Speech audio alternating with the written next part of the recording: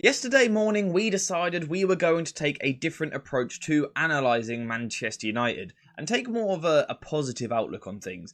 Mainly, how Erik ten Hag can use some of his principles, structures and ideas which he used at Ajax and implement them at Manchester United. Now don't worry, once again, I know that the boss himself has admitted we can't play the Ajax way. However, what you can do is take certain elements of the way which Ten Hag played at Ajax and implement it at Manchester United. So this is part 2 of that sort of mini-series. And the focus today is how United can progress the ball through the middle third and into the final third and create chances in the last line. And now yesterday the focus was on building possession in the first phase. And that was something we spoke about, how Ajax would regularly use a 3-2 shape like this. And you know, the focus was on the centre-back stepping into midfield. We discussed how United could do that a little bit differently. The focus now is about moving the ball through the pitch from here. And again, we are going to reference that Ajax side. And the starting point is that, despite often stepping into midfield in the first phase, Lisandro Martinez would then drop into more of a centre-back position. We would see Timber move to the right, Alvarez to the left, Mazraoui into midfield like this. So this was how Ajax would often then shift into the middle third in the second phase, looking to progress the ball, control possession, and break teams down. Now this gives a lot of people the false impression that Ajax always used a 3-box-3 shape. However, that isn't actually strictly true, because despite building in this shape to start off with, they would then often move to a slightly different formation.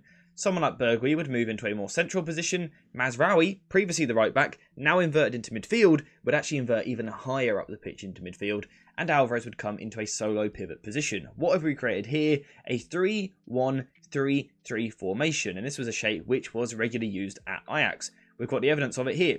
We can see initially Ajax are in their 3-2 shape. Just excuse the glitch 1 second. But we can see that Ajax are initially in a 3-2 shape. Yes, it is off balance, but they're in a 3-2 shape, a slightly different one because they are higher up the pitch. Now what happens here is Edson Alvarez decides to drop a little bit deeper in the midfield, just as Mazraoui chooses to do the opposite, stepping a little bit higher up the pitch. And what this is going to create is a 3-1-3-3 formation for Ajax. If this ever loads, I'm not sure why it's being so slow. But we can see this now here. We've got Edson Alvarez as a solo pivot. We've then got 3 central midfielders here, with one being Mazraoui. And then we've also got a front 3, with the right winger, Antony, being just off screen. So, could Erik ten Hag take this shape and implement it at Manchester United? Unfortunately not. Unfortunately, this particular formation doesn't really work in the Premier League, and we've already seen that this season. The reason being, it's just not a good enough shape in terms of rest defence, counter-pressing. It leaves your side a little bit too open. So unfortunately, this tactic can't be implemented at Manchester United. This structure can't be. Problem. However, like I said yesterday, we are focusing on the positive side of things here. So what I want to focus on today is, rather than just what is the formation Ten Hag used, because I don't think that will work at United, what were the principles? And rather than what he done in terms of this shape, why did he do it? Why did he use this formation? Well, one of the reasons he used this shape was clearly to get players in close proximity to each other. We can see Edson Alvarez, Mazraoui, Gravenberch and Bergwijn are all nice and close to each other in the centre of the pitch, something we know that Manchester United struggle with. The other thing we can see here, though, is that the 2 central midfielders, on this occasion Mazraoui and Gravenberch, are outside the opposition structure. So if you are an opposition central midfielder in these areas, you are always taught to defend narrow on the inside and be compact, so you don't leave space.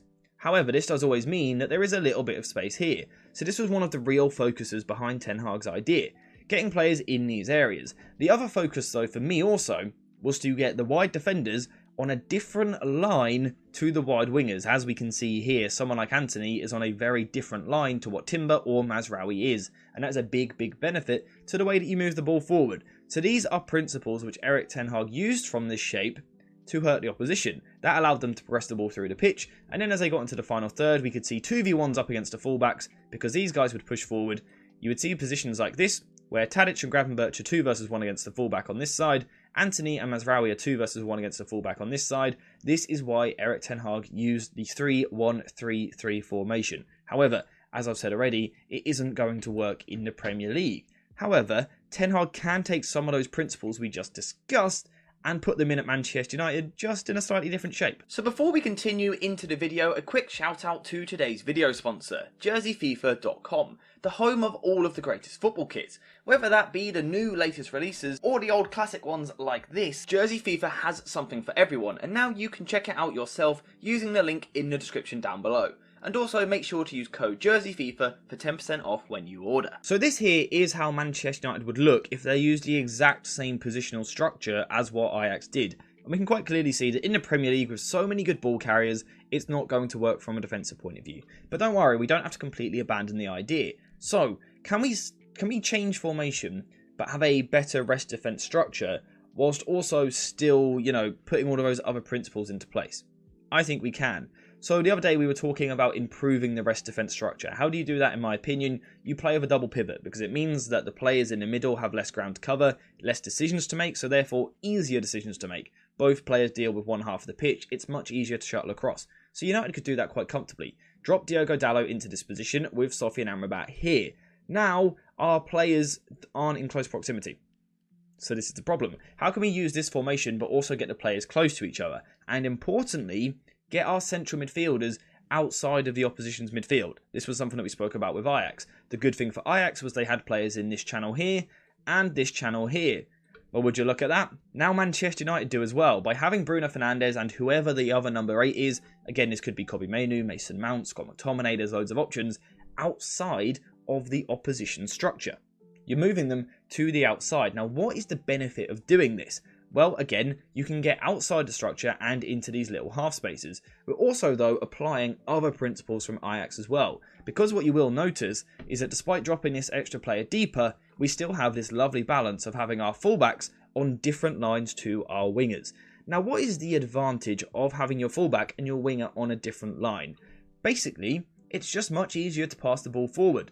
Let's look at it like this, for example. If I am Aaron Wan-Bissaka here, a wide right back with a wide winger in front of me, it's quite easy for the opposition to read because there is no space to really pass into. There's no passing angle like this, right? However, if suddenly Antony takes up a narrower starting position and our players are now on different lines to each other, I can pass the ball into space. It also works the other way around as well. If I'm an inverted fullback like this with a wide winger, I can either pass the ball into this space here and the winger can come inside, or I can pass the ball into this space here. The winger can be a bit more conservative on the ball, come a little bit deeper, pick up the ball and turn like that. So that is the benefit of having the fullback and the winger, on different lines. And once again, we have achieved that using this 3-box-3 formation. We've also got midfielders now, which are in close proximity. Amrabat and Mainoo and Dalot are close to each other. Dalot, Amrabat, Fernandes are close to each other. We've also got support on the wings like this, and it allows Manchester United to again apply those principles which we saw from Erik ten Hag at Ajax. However, does it have that last little principle, which was all about overloading the last line, pushing the team forward, and 2v1ing the fullbacks? Can we still do that in this structure? Yes. That is yet another principle which we can take from that Erik ten Hag side, because what we can do here is still create a front 5. Now, importantly, when you create a front 5, it's not about pushing these players too high up the pitch too early, because of course, again, when we do that, we lose this close proximity in midfield, so we don't want that. However, just by being in these channels of space here, you ask questions of the opposition. This centre-back here can't be super aggressive on Højlund, and this full-back can't be super aggressive on Antony because it leaves this channel of space. So even if they aren't all the way on the last line, they are actually a little bit deeper, it still allows you to occupy these players and therefore create 2 versus 1s against the full-back. And this is where it's really, really important to use intelligent dynamics between the players. Let's say the ball goes to Antony here, and the full-back is slow to get out to him. What is the solution here? Mainoo moves in behind this position here, takes the fullback with him. Now someone like Antony has space where he can come inside. Now potentially we can find a Rasmus Højlund in this sort of pocket here. We can create. There is also the potential for the other dynamic, where the fullback is actually super aggressive and gets out to Antony very quickly. What's the solution here? Pop the ball inside to Kobbie Mainoo, who can now get on the turn, potentially play it back to Antony, potentially play inside, recycle the ball backwards. Again, it allows us to 2 versus 1 those fullbacks. So again, I think Erik ten Hag can take a lot of principles from that Ajax side, but twist them, adjust them and adapt them to suit the Premier League and in particular this Manchester United side. With Antony and Garnacho, we do not have 2 wingers who are blessed with blistering pace, but more so power. They've both got a little bit of skill on them. They've both got the ability to beat a man. The problem that both of them have is that they then don't have the raw athleticism to get away from a fullback. So we need to stop isolating them. Rather than going 1 versus 1 all the time, we need to create 2 versus 1s. That is when you will see much better link play. It's what Anthony was used to with Ajax. It's what Tadic done with Ajax as well. They didn't use true traditional wingers in that sense. It was all about wide combinations. And this is something that Manchester United can do once again. By having the fullback and the winger on different lines, it allows us to progress the ball forward out wide. And then if we use this combination of these 2 high central midfielders supporting the wingers, it will allow us to create these overloads in the final third and again score more goals in the final third in the penalty area, something which I'm pretty sure we all want. At the same time, we've still got control in the middle of the pitch. We should have enough players here to develop a good rest defence structure. We've got players in close proximity in the midfield, and once again we've got these midfielders which can get into the channel. Overall, we have taken a lot from this Ajax side, this 3-1-3-3 structure. We've taken a lot of the key principles, overloading the last line, close proximity in the midfield, relationships between wide central midfielders and the winger, but also the fullback and the winger. We've taken all of that, but we've actually put it into a shape where it can work with this Manchester United squad and get Erik ten Hag to play Erik ten Hag football. Exciting football and score more goals, and that is something which I think Erik ten Hag needs to do. But let me know in the comments if you agree. Do you think this structure is the way forward for Manchester United? Get these players close to each other, but also wide, supporting the channels, much more support out wide in the final third, overloading the last line whilst also still having enough players to defend. Do you think this is the solution? Let me know what you think in the comments down below. But apart from that, we are finished for today. So thank you guys for watching. I hope you have enjoyed it. And as always, I'll see you in the next one.